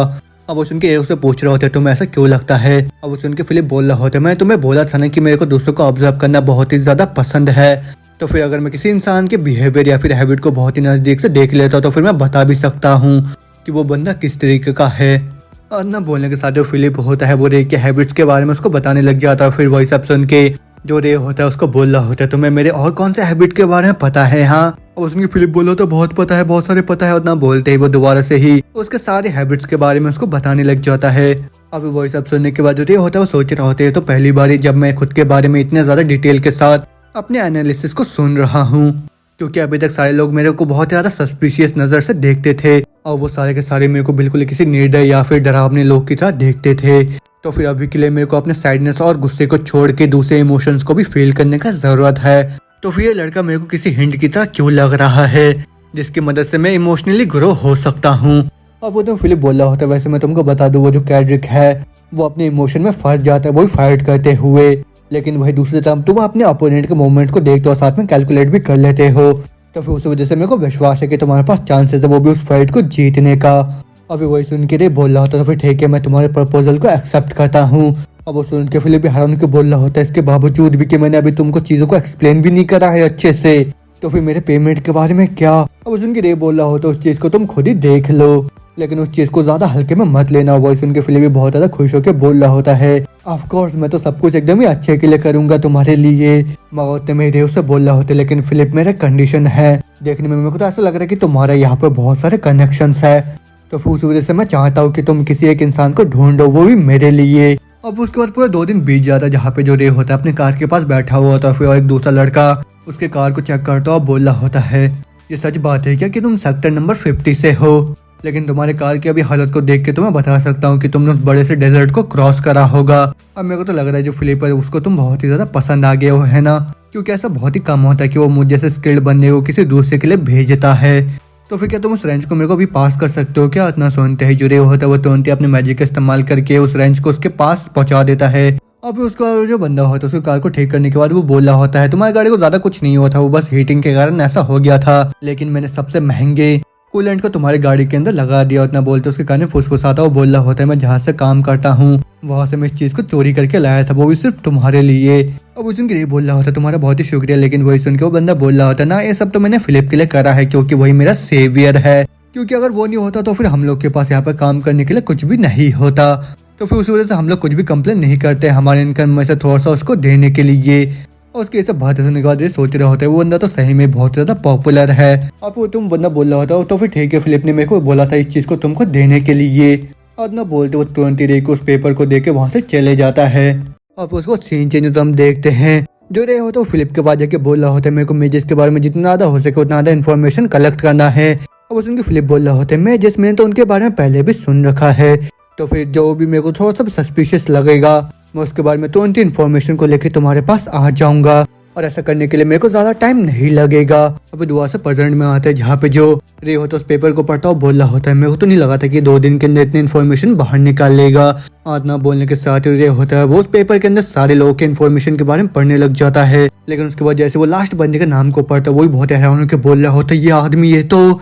आतना बोलते सीन चेंज हम देखते जो रे होता है उस कागज में जिन भी लोगों का नाम लिखा हुआ था उन लोगों को वहाँ पे खुद से ही जाकर चेक करने लग जाता है। लेकिन उनमें से कोई भी मैजिशियन नहीं होता है। लेकिन उसके बाद वो लास्ट में जाता है उस बुक शॉप में जहाँ पे देखते हो 2 लड़कों को जो कि आपस में बोल रहे होते हैं ये कि दुकान तो आज भी फिर से बंद है, तो फिर चलो हम लोग दोबारा से पत्थर फेंकते हैं। उन लोगों ने हमको तो ये बोला था कि अगर हम लोग ऐसे ही पत्थर फेंकते रहे उनका दुकान बंद हो जाएगा, उसके बदले में वो लोग हमें डबल पे करेंगे। तो फिर ठीक है, इस बार हम दुकान में नहीं बल्कि 2nd फ्लोर में पत्थर फेंकेंगे जहाँ पे उनका घर है, और इस तरीके से तो वो लोग परेशान होकर यहाँ से चले जाएंगे। आदना बोलते जैसे वो पत्थर फेंकने वाला होता हम देखते 2nd फ्लोर से वो लड़की बाहर निकल के आती है और फिर वो चिल्लाते हुए बोल रही होती है, हे जल्दी से यहाँ से दफा हो जाओ, अब मैंने तुम लोग की बात सुन लिया कि तुम लोग हमारी दुकान के ऊपर पत्थर फेंकने वाले हो, है ना? और फिर दूर से उसको चिल्लाता हो देख जो रे होता है उसके मानो को देखता हो बोल रहा होता है इसके अंदर तो बहुत ज्यादा हिम्मत है लेकिन साथ में डर भी रही है ये। और फिर वो 2 लोग भी बोल रहे होते हैं, हम तो देख पा रहे हैं कि तुम यहाँ पे डर के मारे कांप रहे हो, और तो बहुत ही अच्छा है कि तुम्हारे पास घर है सोने के लिए, लेकिन हमारे पास कोई भी जगह नहीं है सोने के लिए। आदना बोलते बोलते वो तुरंत ही पत्थर फेंक के मारते सीधा उसके ऊपर। और फिर उसके बाद वो लोग उस लड़के को वहाँ पे मजाक उड़ाने लग जाते हैं, लेकिन हम देखते वो जो लड़की होती है वहाँ पे डर जाती है। और फिर उन लोगों को बोल रहे होते हैं तुम लोग शांत हो जाओ, लेकिन इतना बोलते बोलते वो जो लड़का होता है दोबारा से उस लड़की की तरफ पत्थर फेंक के मारता है। और वही देख के इससे पहले कि रे अपने मैजिक इस्तेमाल करके उस पत्थर को रोके, वो जो लड़की होती है वो खुद ही अपने मैजिक इस्तेमाल करके उस पत्थर को वहीं पे रोक देती है। और वही देख के वो लड़की भी हैरान होकर बोल रहे होते ये क्या, अभी यहाँ पे क्या हुआ? लेकिन दूसरी तरफ जो रे होता है वो बहुत ज्यादा हैरान हो चुका होता है उस लड़की के मैजिक को देख के। और फिर वो बोल रहा होता है ये तो एक मेज है। लेकिन वो जो लड़के होते हैं वो बोल रहे होते शायद हमने यहाँ पे चीजों को इमेजिन करा होगा, दोबारा से ट्राई करो तुम। और फिर दूसरी तरफ वो जो लड़की होती है वो बोल रहे होते तुम लोग तुरंत ही यहाँ से दफा हो जाओ। लेकिन वही सुन के वो दोनों लड़के दोबारा से हमला करते हो बोल रहे होते हैं यहाँ पे टफ होने का प्रिटेंड कर रहे हो तुम, लेकिन तुम अपने ऊपर से कुछ भी नहीं कर सकते हो हमारा। इतना बोलते जैसे वो लोग पत्थर फेंकते हम देखते हैं साइड से रे होता है वो अपने मैजिक का इस्तेमाल करके उन पत्थरों को हवा में ही रोक देता है। और फिर उसके बाद वो उस पत्थर को सीधा उनमें से एक लड़के के मुंह पे फेंक के मारता। वही देख के जो दूसरा वाला होता है वो बहुत ही हैरान होकर बोल रहा होता है ये क्या, अभी यहाँ पे ये सब क्या हुआ? लेकिन इतना बोलते ही वो पत्थर सीधा उसके मुंह पे आके हिट कर जाता। फिर हम देखते साइड से जो रे होता है उनके पास चलता हुआ आता है। और फिर उसके बाद उस लड़की से बोल रहा होता है बहुत ही लंबा टाइम हो गया है तुमसे मिले हुए। और फिर रे को देख के वो जो लड़की होती है वो भी बहुत ज्यादा हैरान हो जाती है। और फिर उसके तुरंत बाद हम देखते हैं वो जो लड़की होती है अपने सर को झुकाते हुए बोल रही होती है तुम्हारा शुक्रिया मेरी मदद करने के लिए। और वो सुन के पूछ रहा होता है इन सब की कोई भी जरूरत नहीं, लेकिन एक चीज है जो कि मैं तुमसे जानना चाहता हूँ। वो सुन के लड़की बोल रही होती है क्या मेरे से, लेकिन ऐसा क्या है। वो सुन के बोल रहा होता है क्या तुम एक मेज हो क्या। अब सुन के लड़की बोल रहे होते तुमने वो उस टाइम अपने मैजिक का इस्तेमाल करा था है ना। आज ना बोलते हम देखते हो दोनों एक दूसरे के बहुत ज्यादा क्लोज हो जाते हैं। जैसे वो जो लड़की होती है बहुत ज्यादा शर्मा जाते हैं, वो बोल रही होती है चलो हम लोग अंदर जाके बात करते हैं। अब उसके बाद वो दोनों जने घर के अंदर आ जाते हैं। फिर वो लड़की बोल रही होती है हेलो मेरा नाम वेरोनिका है। और फिर रे भी बोल रहा होता है हेलो मेरा नाम रे है। अभी वो सुन के वेरोनिका बोल रही होती सॉरी उस टाइम मैंने तुम्हारे पर चिल्लाया था उसके लिए, मेरे को तो लगा था कि तुम वही बच्चे हो जो कि मेरे घर में यहाँ पे पत्थर फेंकते हैं आके। अब सुन के रे भी बोल रहा था हाँ थोड़ा बहुत अंडरस्टैंडिंग हो गया था उस टाइम। और फिर वेरोनिका बोल रहे होते तुम्हारा शुक्रिया मेरी मदद करने के लिए, क्योंकि अगर तुम नहीं होते मैं बहुत ही बड़ी मुसीबत में आ जाती। अब सुन के रे बोल रहा होता ना शुक्रिया बोलने की कोई भी जरूरत नहीं है, क्योंकि मैं तो तुम्हारे बुक स्टोर में आके थोड़ा बहुत देखना चाह रहा था। अब वो सोच रहा होता है मैं तो यहाँ पे मैजिक के बारे में नॉलेज को इकट्ठा करना चाहता हूँ, लेकिन यहाँ पे एक मेज से मुलाकात करना ये तो मेरे उम्मीद से भी बहुत ही ज्यादा हो गया है। अभी वो सब सुन के वेरोनिका बोल रही होती है क्या सही में। वो तो मेरे उससे पूछ रहा होता है वेरोनिका मेरे को ये बताओ कि तुमने अपने मैजिक को कहाँ से सीखा है। और सुन के वेरोनिका बोल रही होती है मेरे ग्रैंडपा ने हम लोगों को और मेरे जितने भी सिबलिंग उन लोगों को लेके। और उसकी इतना बात सुनते ही रे बहुत ही एक्साइटेड होकर बोल रहा होता है क्या तुम्हारे ग्रैंडपा भी मैजिक इस्तेमाल कर सकते हैं। वो सुन के वेरोनिका बोल रही होती है ऑफ कोर्स वो भी एक मेज है। अब सुन के रे बोल रहा होता तो फिर क्या मैं तुम्हारे ग्रैंडपा के साथ मुलाकात कर सकता हूँ। और फिर वही सुन के वेरोनिका बोल रही होती है हाँ ऐसा करना ठीक रहेगा। तो फिर मैं भी सीढ़ी के ऊपर जाके उनको बताती हूँ उन सब चीजों के बारे में। आतना बोलती वेरोनिका देखती है जो रे होता है उसके मुंह पे कट लगा हुआ होता है। अब वो देख के वो पूछ रही होती है ये कट तुम्हें कहाँ से लगा है। अब सुन के रे बोल रहा होता तुम चिंता मत करो मैं ठीक हूँ, लेकिन वो सुन के वेरोनिका बोल रहे होते नहीं शायद इससे तुम्हें इन्फेक्शन भी हो सकता है। आतना बोलने के साथ ही वेरोनिका होते हुए तुरंत अपने मैजिक का इस्तेमाल करके देखिए उस कटे हुए जगह को तुरंत ही हील कर देती है। अब वो देखने के बाद रे और भी ज्यादा हैरान होकर बोल रहा होता है ये तुमने कैसे करा। अब सुन के वेरोनिका बोल रहे होते क्या तुम्हारा क्या मतलब है कैसे। अब सुन के बोल रहा होता तुमने तो यहाँ पे एक व्हाइट माना को बाहर निकाला है और फिर उसके बाद तुमने यहाँ पे एक लाइट को क्रिएट करा है जिसकी मदद से तुमने मेरे को हील कर दिया। इतना बोलते हो सोच रहा होता है भले मैं कितना भी ज्यादा फोकस क्यों ना कर लूँ मैं कभी भी व्हाइट माना को मूव नहीं कर पाता हूँ। और ये जो व्हाइट मान है तभी रिएक्ट करता है जब कोई बहुत ही ज्यादा डेडिकेटेड होता है या फिर जब कोई किसी को सेक्रीफाइस कर देता है, लेकिन ये सब इमोशन तो मेरे से बहुत ही ज्यादा दूर है। अब उन्हें वेरोनिका बोल रही होती है मैं तो यहाँ पे बस हीलिंग मैजिक का इस्तेमाल कर रहा हूँ और कुछ भी नहीं, लेकिन तुम्हारा व्हाइट माना सा क्या मतलब है। और वो तो मेरे याद करता है कि नाइन ने उसको बोला था कि उसने आज से पहले कलर के बारे में कभी नहीं सुना है। और वो याद करके वो सोच रहा होता है यहाँ तक कि जो मेजेस है वो भी माना को नहीं देख सकते हैं। और फिर तो वेरोनिका दुआ से बोल रही होती है मैं ये तो नहीं जानती कि व्हाइट माना क्या है, लेकिन क्या तुम्हारा मतलब एलिमेंट और रीजनरेशन से है क्या। और ना बोलने के साथ ही जो वेरोनिका होती है वो उसको अपने एलिमेंटल और रीजनरेशन मैजिक के बारे में एक्सप्लेन करने लग जाती है। और वो ये सब सुनने के बाद ये पूछ रहा होता है कितने टाइप के एलिमेंट्स होते हैं। और वो सुन के वेरोनिका बोल रही होती है कम से कम 20 से भी ज्यादा नेचुरल एलिमेंट्स है जो कि बस गिनती में है, लेकिन अगर तुम टोटल देखो तो वो तो 100 से भी ज्यादा है। और वो सुनने के बाद ये सोच रहा होता है आज तो मेरे को कुछ नया सीखने को मिल गया है, तो फिर अगर मैं इसके ग्रैंडपा से यहाँ पर मुलाकात करता हूँ मेरे को और भी नई चीजें सीखने को मिलेगा क्या। तो फिर वेरोनिका मेरे को ये बताओ क्या तुम्हारे ग्रैंडपा सेकंड फ्लोर में है क्या। और सुन के वेरोनिका बोल रहे होता है हाँ वो वहीं पे, लेकिन वो बहुत ज्यादा बीमार है उसी वजह से वो बेड में रेस्ट कर रहे हैं अभी। तो फिर क्या तुम यहाँ पे थोड़ी देर के लिए वेट कर सकते हो, मैं जाके चेक कर दूँ कि मेरे ग्रैंडपा उठे हुए या नहीं। इतना बोलते जो वेरोनिका होती है वो 22nd फ्लोर में चली जाती है। और फिर उसके बाद जो रे होता है वो वहाँ पे बुक्स को देखने लग जाता है। और फिर बोल रहा होता है मैंने तो ये सुना था कि ये जो बुक्स है ये बहुत ही ज्यादा एक्सपेंसिव आइटम्स है, तो फिर इन सबको अपने हाथों से छूने से तो इनका जो वैल्यू वो तो और भी ज्यादा कम हो जाएगा। और अगर मैं अभी सोच के देखूँ तो लास्ट बार मैंने उस बारिश के पानी में ही नहाया था, मगर मेरे को तो बदबू से कोई दिक्कत नहीं होता, लेकिन मैं श्योर हूँ कि जो दूसरे लोग हैं उनको तो दिक्कत होता होगा इन बदबू से। तो फिर क्या उसको भी बदबू आया क्या, और क्या वो इतने टाइम से मेरे बदबू को सहन कर रही थी क्या। लेकिन ना बोलते ही रे का नजर जाता है वहाँ पे रखे हुए कुछ बुक्स के ऊपर, और सिर्फ बुक को देखने के बाद जो रे होता है वो थोड़ा सा एक्साइट हो जाता है क्योंकि उस बुक में ब्लैक रेन के बारे में लिखा हुआ होता है। और फिर तुम वेरोनिका भी नीचे आ जाते हो, फिर वहाँ पे वो रे को नहीं देखते हो, फिर वो बोल रहे होते हैं क्या वो चले गया है क्या। मैं होते में जो रे होता है उसके पीछे से आके बोल रहा होता है मैं यहीं पे हूँ। और इतना सुनते जो वेरोनिका होते बहुत ज्यादा डर जाती है और वो बोल रहे होते ओह तुम तो यहाँ पे स्टोर को देख रहे थे और मेरे को तो कोई क्लू भी नहीं था कि तुम मेरे पीछे हो। अब वो सुन के पूछ रहा होता है यहाँ पे कोई बुक मैजिक के बारे में नहीं है क्या, मैंने यहाँ वहाँ ढूंढा लेकिन मेरे को ऐसा बुक कहीं पे भी नहीं मिला है। और वो सुनने के बाद वेरोनिका भी हैरान होकर बोल रहे होते अच्छा तुम पढ़ सकते हो, तो फिर क्या तुमने बुक के टाइटल्स को चेक करा है क्या। इतना बोलते वो सोच रही होती ये बच्चा जितना मैंने सोचा था ये तो उससे भी ज्यादा इंटरेस्टिंग है। और फिर तुम्हें पूछ रहा होता है तुम्हारे ग्रैंडफादर कैसे हैं। और सुन के वेरोनिका बोलती है मेरे को नहीं लगता कि तुम अभी उनसे बात कर पाओगे इस टाइम, क्योंकि वो बहुत जल्दी सोने के लिए चले जाते हैं। तो फिर क्या तुम कल दोबारा से वापस आ सकते हो क्या। अब सुन के जो रे होता है वहाँ से जाता वो बोल रहा होता तो फिर ठीक है मैं कल वापस आता हूँ। लेकिन होते में वेरोनिका उससे पूछ रही होती है वैसे मेरे को ये बताओ कि तुम मेरे ग्रैंड पा से क्यों मिलना चाहते हो, और तुम्हारी बातों से तो मेरे को ऐसा लग रहा है कि तुम स्टार्टिंग से किसी मकसद से आए थे यहाँ पे। और वही सुनने के बाद जो रे होता है उससे बोलता है एक प्रिज्म, मैं एक प्रिज्म को ढूंढ रहा हूँ। अब उतने में दोबारा से सीन चेंज होता हम देखते हैं जो एक दूसरे रेस्टोरेंट में आके बैठ जाता है, वहाँ पे वो एक दूसरे आदमी को चक्कर निकले आया हुआ होता है।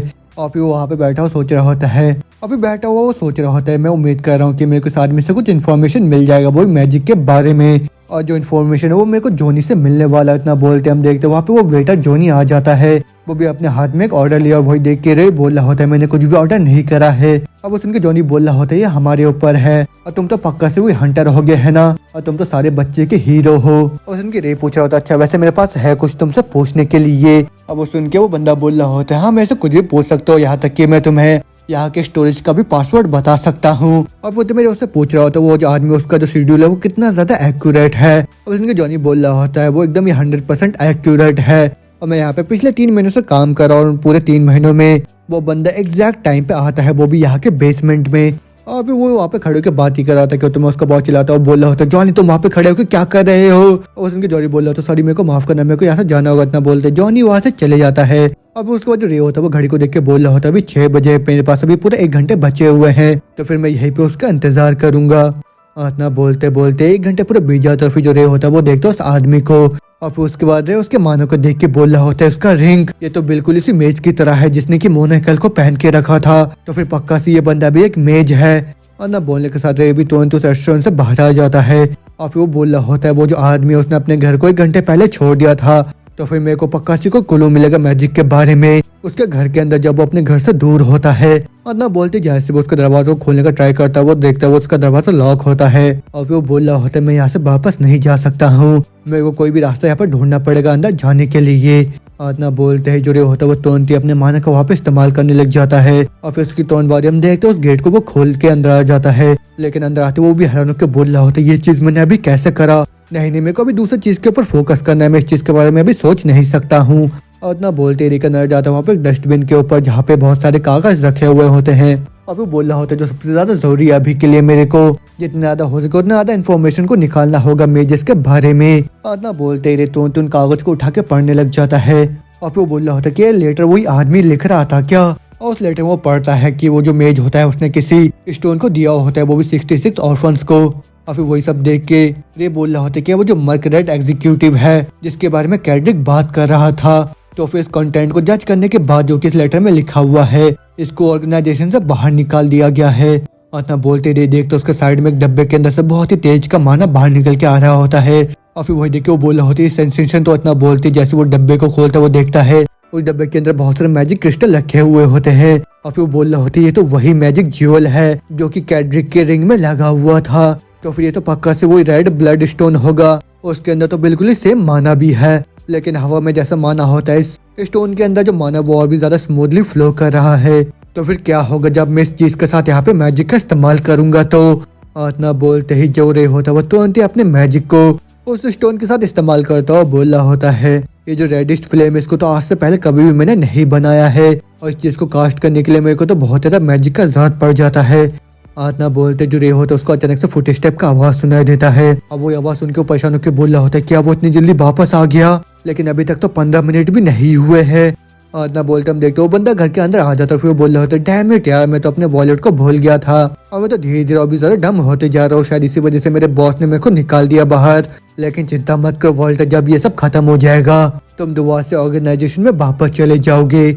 और ना बोलते बोलते जो मेज होता है जैसे ही वहां से जाने लगता है उसको शक हो जाता है कि अंदर कोई और। फिर वो बोल रहा होता है ओह ये तो देखो यहाँ मेरे घर के अंदर और कोई भी है। और ना बोलते वो तुरंत ही दरवाजे के पीछे रे को पकड़ लेता है। और फिर बोल रहा होता है हाँ मेरे को तो चूहे मारने का पॉइजन का भी जरूरत था, और तुमको क्या लगा था कि मेरे को पता नहीं चलेगा तुम यहाँ पे छुपे हुए हो। और इतना सुनते ही जो रे होता है वो तुरंत अपने चाकू से उसके ऊपर हमला कर देता है जिससे उस बंदे को चोट लग जाता है। फिर वो बोल रहा होता है तुम ब्लास्टर्ड तुम कौन हो, मेरे को तो लगा था कि किसी एसोसिएशन को भेजा है ऑर्गेनाइजेशन ने, लेकिन तुम तो बस एक छोटे से बच्चे हो। डैम इट, खून तो मेरे आंखों में जा रहा है, तो फिर मेरे को ये बताओ कि तुमने मेरे दरवाजे को खोला कैसे था। और उसके इतना बोलते बोलते जिरे होता है वो दुआ से उसके ऊपर हमला कर देता है, लेकिन वो जो मेज होता है वो तुरंत उसके चाकू को पकड़ के बोल रहा होता तुम लिटिल शेट तुम्हारी हिम्मत कैसे एक अडल्ट को यहाँ पे इग्नोर करने की, उसके बाद तुम एक नाइफ को मेरे ऊपर पॉइंट कर रहे हो, लेकिन तुम इतने ज्यादा स्ट्रांग कैसे हो। इतना बोलते रहे होता दुआ से अपने चाकू को छुड़ा के पीछे आ जाता है और फिर उसके बाद उसको देखता हुआ बोल रहा होता है, अभी इस आदमी ने अपने पूरे मानव को अपने हाथ में फोकस कर लिया था, वो मेरे ब्लेड को पकड़ने के लिए, जिस चीज से उसके हाथ में कोई भी कट नहीं लगा। इतना बोलते बोलते वो जो मेज होता है वो भी अपने हथियार को बाहर निकाल के बोल रहा होता है, मैं तो तुम्हारे ऊपर इजी हो रहा था क्योंकि तुम एक छोटे से बच्चे हो।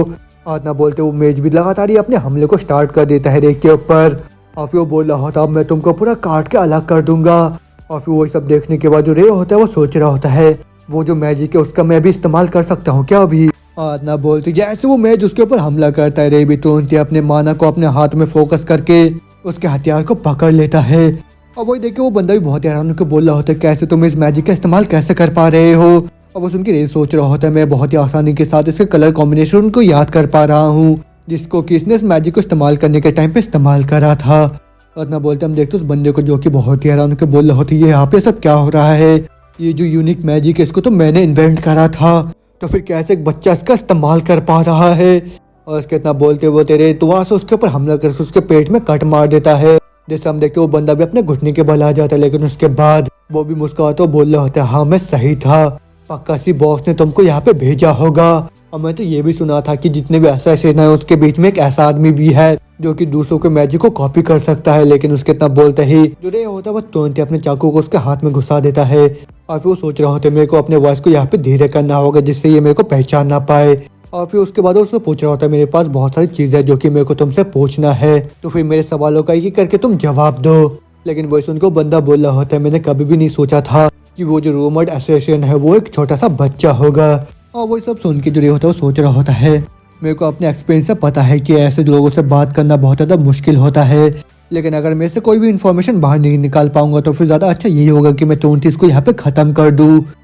लेकिन वो जो वॉल्टर बंदा होता है वो बहुत ज़्यादा गुस्से में बोलने लग जाता है, मैं एकदम ही पक्का करूंगा जो बॉस है उनके पास दूसरा कोई चॉइस ना हो मेरे एबिलिटी को रिकॉग्नाइज करने के अलावा, तुम ब्लास्टेड मैं भी तुमको यहाँ पे जला के ख़त्म कर दूंगा। और ना बोलने के साथ हम देखते हो अपने बॉडी के अंदर से बहुत ही ज्यादा फायर को बाहर निकालने लग जाता है। और फिर उसके बाद वो जलता हुआ बोल रहा होता है, बॉस को जाके बोलना जो वॉल्टर ब्लड आई है वो बहुत ही जल्दी उनके घर में विजिट करने वाले हैं, लेकिन हाँ ये तो तभी होगा जब तुम यहाँ से जिंदा बाहर निकल के जा पाओगे। और जो बॉस है वो तो पक्का से अभी यहाँ पे रिग्रेट कर रहे होंगे, रिग्रेट इस चीज का क्योंकि उन्होंने मेरे को अकेला छोड़ दिया था। वही सब देखने के बाद जो रे होता है बोल रहा होता है, वो जो माना है उसके रिंग के आसपास बहुत ही ज्यादा स्पिन करे जा रहे हैं और उसी वजह से जो रेड माना वो बहुत ही जल्दी से डिसअपेयर भी हो रहे हैं। और ये चीज़ ये तो सही में बहुत ज़्यादा खतरनाक है, तो फिर अगर मैं खुद को माना से प्रोटेक्ट नहीं करूंगा तो फिर ये चीज़ मेरे लिए बहुत ज़्यादा खतरनाक हो जाएगा।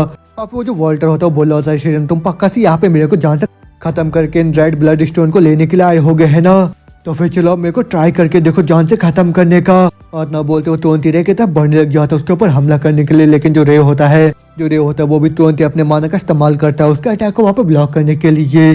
और वो देख के वॉल्टर बोल रहा होता है, अच्छा प्रोटेक्शन, लेकिन ये तो बहुत ही अच्छा है क्योंकि अगर तुम एक असेसिन हो जिसको मेरे को यहाँ पे जान से खत्म करने के लिए भेजा गया है तो फिर तुम तो एक्सकैलिबर के मैजिक का यहाँ पे इस्तेमाल कर सकते हो।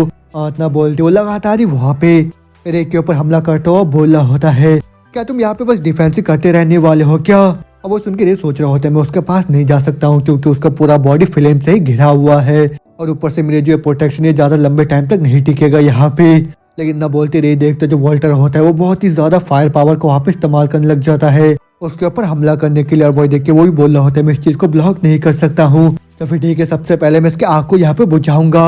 और इतना बोलने के साथ वो तुरंत अपने प्रोटेक्शन को वहाँ पे बंद कर लेता है। अब वो देखिए वॉल्टर बोल रहे होते, क्या हो गया तुम्हारा प्रोटेक्शन कहाँ चला गया। लेकिन उसके इतना बोलते बोलते वो देखते रहे वहाँ पे एक दूसरे मैजिक का इस्तेमाल करने लग जाता है। वो देख के वो बोल रहे होते, ये क्या तुमने अभी ये क्या करा, और तुम तो सेम टाइम में दो अलग अलग मैजिक टाइप का यहाँ पे इस्तेमाल कर रहे हो और यहाँ तक कि तुम तो भी एक वाटर एलिमेंट का भी इस्तेमाल कर रहे हो, तो फिर कि ऐसा तो नहीं कि तुम एक असैसिन नहीं हो। और कितना बोलते जो रे होता है वो तुरंत ही अपने वाटर मैजिक का इस्तेमाल करके वॉल्टर के ऊपर हमला कर देता है, जिससे जो वॉल्टर होता है वो पानी के अंदर फंस के वहाँ पे खत्म हो जाता है। और फिर उसके बाद ऐसे रे वहाँ से बाहर आता है, हम देखते उसके नाक से खून बहने लग जाता है। और वो देखिए वो बोल रहा होता है, यही आफ्टर इफेक्ट होता है वो भी अपने मेंटल कैपेसिटी से ज्यादा मैजिक का इस्तेमाल करने से। और वो जो फायर पावर था मैजिक का वो तो सही में बिल्कुल ही इनकम्परेबल था, और जो रिंग था वो तो बहुत ही स्मूथली मूव भी कर रहा था, और जो कलर मिक्सिंग का स्पीड था वो भी बहुत ज़्यादा फास्ट था। और ऊपर से वो जो वॉल्टर बंदा था वो तो सही में बहुत ताकतवर भी था। तो फिर उसी वजह से मैं तो अभी इमेजिन भी नहीं कर सकता कि वो जो मोनेकल वाला मेज है वो कितना ज्यादा स्ट्रांग है। तो फिर उसी वजह से मैं अभी अपने स्ट्रेंथ के साथ अपने रिवेंज को नहीं ले सकता हूँ, मगर उन सब के बावजूद भी मैं टाइम के साथ और भी ज्यादा स्ट्रांगर बन जाऊंगा। लेकिन अगर मेरे को पहले से पता होता कि चीजें ऐसा हो जाएगा तो फिर मैं उन सभी चीजों को अपने साथ ही लेके आ जाता। और फिर उसके बाद अगले दिन का सुबह हो जाता है। फिर जो रे होता है दोबारा से वेरोनिका स्टोर में पहुंच जाता है और फिर उसी को वहाँ पे देख के वेरोनिका भी खुश होकर बोल रही होती है, ओ रे तुम्हारा स्वागत है यहाँ पे। और तुम्हारा जो आउटफिट है वो तो बिल्कुल ही चेंज हो गया क्योंकि तुमने कल तो रेनकोट पहन के रखा था। और वो सुन के जो रे होता है वो सोच रहा होता है कल वो जो रूम था उसमें बहुत ज्यादा अंधेरा था, उसी वजह से वो शायद मेरे को पहचान नहीं पाए, लेकिन शायद वो मेरे सेम कपड़ों को देख के मेरे को पहचान जाएगा। और फिर तुम जो वेरोनिका होते उसको बोल रहे होते, मैंने ग्रैंडपा को बताया था तुम्हारे बारे में और मैंने बताया था कि कैसे तुमने अपने मैजिक का इस्तेमाल करा था मेरी मदद करने के लिए, और हाँ ये भी कि तुम रेनबो को ढूंढ रहे हो। अब वो सुन के रे पूछता तुमने किसी और चीज के बारे में नहीं बताया है ना। अब वो सुन के वेरोनिका बोल रहे होते हाँ इन सबके अलावा मैंने कुछ भी नहीं बताया। और ना बोलते रे करना जाता है वहाँ पे दो छोटे बच्चों के ऊपर जो कि चुप चुप को उसी को देख रहे होते हैं। फिर उसके तुरंत बाद वो शर्म के मारे अपने दरवाजे को बंद कर देते हैं। अब वेरोनिका भी बोल रही होती है मेरे छोटे ब्रदर्स हैं, मेरे ग्रैंडपा इन दोनों को अनाथ आश्रम से यहाँ पे लेके आए थे। अब वो सुन के रे पूछता अच्छा मैजिक सिखाने के लिए क्या। अब वो सुन के वेरोनिका भी हैरान होकर बोल रही होती है तुमको कैसे पता। अब वो सुन के रे बोल रहा होता है मेरे को नहीं लगता कि इसके अलावा कोई दूसरा रीजन होगा, और तुमने तो ये भी बताया था कि तुमने मैजिक को तुम्हारे ग्रैंडपा से सीखा था। अब वो सुन के वेरोनिका भी बोलती है हाँ तुम सही बोल रहे हो। अब उसके बाद दोनों सेकंड फ्लोर में आ जाता है। फिर वेरोनिका बोल रही होती है यहीं पे मेरे अंदर ग्रैंडपा है, और ना बोलते दोनों जने अंदर आ जाते हैं। फिर जो वेरोनिका होती है बोल रही होती है ग्रैंडपा मैं रे को लेके यहाँ पे आ गई हूँ और ये वही है जिसने मेरा कल मदद करा था। और ना बोलते हम देखते उसके ग्रैंडपा को जो कि वहाँ पे बुक पढ़ रहे होते हैं। और फिर उसके बाद ग्रैंडपा बोल रहे होते हैं वेरोनिका क्या तुम थोड़े टाइम के लिए बाहर जाके खड़े हो सकते हो क्या। और ना सुनते वेरोनिका तुरंत वहाँ से बाहर चली जाती है। और फिर उसके बाद जो ग्रैंडपा होते हैं वो रे को बोल रहे होते हैं सबसे पहले मैं तुमको अपना ग्रेटिट्यूड शो करना चाहता हूँ। मैंने ये सुना था कि तुमने वेरोनिका का मदद करा था, वो भी उन बच्चों को यहाँ से भगाने के लिए, और वो तो कुछ ऐसा चीज है जो कि मेरे को करना चाहिए था, लेकिन जैसा कि तुम अभी देख पा रहे हो कि मैं अपने एकदम ही बेस्ट कंडीशन में नहीं हुआ भी। अब इसकी रे बोल रहा होता है ना वो सब उतना भी ज्यादा मुश्किल नहीं था मेरे लिए। आज ना बोलते रे तो उनके बॉडी के अंदर के मानों को चेक करने लग जाता। फिर वो बोल रहा होता है इनके बॉडी के अंदर तो पूरे 4 रिंग्स है, लेकिन ये तो एक साथ में एंगर, कंफर्ट, एक्साइटमेंट और एम्बेरसमेंट फील कर रहे हैं, लेकिन इन सभी इमोशन को एक साथ फील करना ये तो सही में बहुत ज़्यादा मुश्किल होता है, और ऐसे टाइप के इमोशन को पढ़ना है तो सही में बहुत ज़्यादा मुश्किल भी होता है। और फिर उसके बाद ये भी बोल रहा होता मैं अभी तक एक मेज को ढूंढ रहा था। अब उसमें ग्रैंडपा बोल रहा होता अच्छा तुम एक मेज हो नहीं नहीं, जैसे कि वेरोनिका ने बताया था तुम मैजिक का बहुत स्किलफुल इस्तेमाल करते हो। अब वो सुन के रे बोल रहा होता ना मेरे को बहुत सारी चीजें अभी तक नहीं पता है। अब उसमें ग्रैंडपा बोल रहा होता तुम्हारा नाम रे है ना, तुम तो पक्का से ही किसी दूसरे जगह से होगे, तो फिर मेरे को ये बताओ कि तुम कहाँ से आए हो। अब वो सुन के जो रे होता है उसका पूरा बोलते बंद हो जाता है। अब वो देखिए ग्रैंडपा भी बोल रहा होता है मेरे को तो लग रहा है तुम्हारा बहुत ही लंबा बैक स्टोरी है, तो फिर अगर तुमको मेरे सवाल का जवाब देना इतना ज्यादा मुश्किल हो रहा है तो फिर इस बारे में तुम्हारा क्या ख्याल है। और ना बोलते वो तुरंत अपने मैजिक का इस्तेमाल करते हो बोल रहे होते तो फिर चलो हम लोग एक गेम खेलते हैं, जो भी विनर होगा हर एक राउंड का वो लूजर से एक सवाल पूछेगा। अब वो सुनने के बाद जो रे होता बहुत ज्यादा हैरान हो जाता है। वही देखने के बाद जो ग्रैंडपा होते हैं वो बोल रहे होते तुम्हारा रिएक्शन देख के बता सकता हूँ कि तुम्हारा जो सेंस है वो बहुत ही ज्यादा तेज है, तो फिर क्या तुम अभी हम दोनों के बीच के मानों को अभी महसूस कर पा रहे हो क्या। अब सुन के रे बोल रहा होता हाँ खाली मैं उसको महसूस ही नहीं कर पा रहा हूँ बल्कि मैं तो उसको देख भी पा रहा हूँ अभी। और फिर ग्रैंडपा बोल रहे होते हैं यहाँ का जो वातावरण है वो अचानक से चेंज हो गया है, और जो हर एक मैजिक होता है वो अलग अलग एलिमेंट्स का इस्तेमाल करता है, और जब एलिमेंट्स एक दूसरे के साथ मिलते हैं तब वो नए एलिमेंट्स भी बनाते हैं। और ना बोलते ग्रैंडपा अपने एलिमेंट्स के बारे में वहाँ पे एक्सप्लेन करने लग जाता है, लेकिन उसमें में जो रे होता है वो उनके एलिमेंट्स को देखता हुआ बोल रहा होता है वो जो पीछे वाला एलिमेंट है वो क्या है। और ना सुनते ग्रैंडपा बहुत ज्यादा हैरान होकर बोल रहे होते हैं क्या तुम बस एक एलिमेंट को नहीं बल्कि 2 एलिमेंट को फील कर सकते हो क्या। और वो सुनकर रे जवाब देता हाँ मैं 2 को महसूस कर सकता हूँ। उतना बोलते वो सोच रहा होता है वहाँ पे ग्रे और साथ में एक बहुत ही डीपर ग्रे है, और वो दोनों तो पक्का से बहुत ही अलग अलग टोन्स के हैं। और फिर उसके सब बात सुनने के बाद ग्रैंडपा हंसते बोल रहे होते हैं ऐसा कैसे हो सकता है, तो फिर अब तो मेरे को 100 ऑफर में से गुजरने का बिल्कुल भी जरूरत नहीं है, और इसने तो एलिमेंट के जितने भी मेंटेनेंस और साथ में उनके कॉम्बिनेशन को एक ही झटके में यहाँ पे पता लगा लिया है, जिसको पता लगाने के लिए मेजस को पूरा जिंदगी लग जाता है। लेकिन ये किस्मत कितना ज्यादा बेकार हो सकता है, क्योंकि अभी मेरे पास ज्यादा टाइम नहीं है वो भी बचने के लिए, और अभी जाके मेरे को ऐसा ट्रू टैलेंट मिला है। अब वो सुनने के बाद जो रे होता है उन एलिमेंट्स के बारे में पूछने लग जाता है। अब वो सुन के ग्रैंडपा बोल रहे होते इसमें तो कोई मजा नहीं आएगा अगर मैं इतने आसानी के साथ तुमको बता दूं, तो फिर इस गेम को मेरे से जीतो और फिर उसके बाद खुद ही पता लगा लो तुम। अभी तुम एक बड़ा सा स्पेयर देख रहे हो जो कि हम दोनों के बीच में है, तो फिर इस स्पेयर को जो सबसे पहले अपनी तरफ खींचेगा वो इस राउंड को जीत जाएगा। और वो सुनने के बाद जो रे होता है वो सोच रहा होता है तो बहुत ज़्यादा मुश्किल होने वाला है मेरे से ऐसे मेस के साथ जीतना, जो कि मेरे से बहुत ज़्यादा स्किल्ड है। लेकिन जैसे कि उन्होंने अपने लिए हैंडीकैप रखा उसी वजह से बिल्कुल भी नामुमकिन नहीं है अभी। और ना बोलने के साथ ही जैसे वहाँ पे मैच स्टार्ट होता है, जो ग्रैंडपा होता है वो तुरंत उस स्पेयर को अपनी तरफ खींच लेते हैं। और वो देखने के बाद रे भी बहुत ज़्यादा हैरान हो जाता है। और वो बोल रहा होता है ये तो सही में बहुत ज़्यादा फास्ट है। लेकिन उतने में ग्रैंडपा बोल रहे होते हैं तो फिर ठीक है, मेरा पहला सवाल है तुमने मैजिक किससे सीखा है। और वो सुन के रे बोल रहा होता है मैंने खुद से सीखा है मैजिक के बारे में। और वो सुनने के बाद ग्रैंडपा भी बहुत ज़्यादा हैरान होकर बोल रहे होते हैं तुमने तो एक ही दिन के अंदर मेरे को 2 बार सरप्राइज कर दिया है। और वो सुन के रे बोल रहा होता है क्या खुद से मैजिक सीखना, ऐसे जो मेज होते हैं वो बहुत ज़्यादा रेयर होते हैं क्या। और वो सुन के ग्रैंडपा बोल रहा होता है मैं तुम्हारे सवालों का जवाब दे दूंगा अगर तुम इस गेम को जीतते हो मेरे से तो। और वो सुन के रे बोल रहा होता है तो फिर चलो हम लोग नेक्स्ट राउंड को यहाँ पे स्टार्ट करते हैं। अब उसके बाद हम देखें ग्रैंडपा दूसरा राउंड भी जीत जाते हैं वहाँ पे। अब उसके बाद वो बोल रहे होते हैं जो कंपटीशन वो डिपेंड करता है कि तुम कितने कंफर्टेबली अपने मानने को कंट्रोल करते हो। लेकिन होते में जो रे होता है वो सोच रहा होता है इस तरीके से तो मैं अपने सारी इन्फॉर्मेशन को इसको दे दूंगा और मेरे को उसके बदले में कुछ भी हासिल नहीं होगा आखिर तक। तो फिर मेरे को भी एक अलग मेथड का यहाँ पे इस्तेमाल करना होगा जीतने के लिए। और ना बोलते जैसे वहाँ पे वो तीसरा राउंड स्टार्ट होता है वो तुरंत ही अपने दूसरे हाथ के मैजिक इस्तेमाल करके उस स्पेयर को अपने तरफ खींच लेता है। वही देख के ग्रैंडपा भी बोल रहे होते ओह माय, देखने में तो ऐसा लग रहा है कि तुम दूसरे टैक्टिक्स का यहाँ पे इस्तेमाल कर रहे हो अभी। अब वो सुनने के बाद ये बोल रहा होता है यहाँ पे ऐसा कोई भी रूल नहीं है कि मैं अपने अपोनेंट को यहाँ पे दखल अंदाजी नहीं दे सकता हूँ।